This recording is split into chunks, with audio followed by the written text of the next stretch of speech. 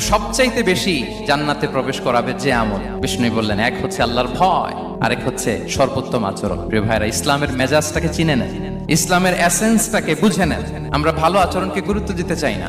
অনেক নামাজি লোক দেখবেন নামাজ পড়তে পড়তে কপালে কালো দাগ ফেলে দিচ্ছে, বাসায় বউয়ের সাথে খারাপ আচরণ করে, খিটখিটে মেজাজের, প্রতিবেশীর সাথে শুধু ঝগড়া, কলিগদের সাথে ঝগড়া, মারামারি, দুঃসম্পর্ক, এরকম আছে না? নাই বলেন, আছে না? কিন্তু নামাজি, অনেক বড় হাজি, একদিনও কোরআন তেলাওয়াত মিস হয় না। তো এত আবাদত করেও সে ইসলামের আসল এসেন্সটাকে ধরতে পারেনি। বিষ্ণু বললেন, সবচেয়ে বেশি জান্নাতে প্রবেশ করাবে যে দুটি আমল, একটি হচ্ছে তাকওয়াল্লাহ, আল্লাহর ভয়, আরেকটি হচ্ছে উত্তম আচরণ, সর্বোত্তম আচরণ। তো আমরা যেন উত্তম আচরণের অধিকারী হই, আমার স্ত্রীর সাথে যেন ভালো আচরণ করি, প্রতিবেশীর সাথে যেন ভালো আচরণ করি, ছেলে মেয়েদের সাথে যেন আমাদের অ্যাটিটিউডটা ভালো থাকে, আচরণটা ভালো থাকে, কলিগের সাথে যেন ভালো থাকে। বিশ্বনবীর আচরণ যেমন ছিল তেমন আচরণ যেন আমরা গড়ে তুলতে পারি। আওয়াজ করে পড়ুন আমিন। সুনানে আবু দাউদের এক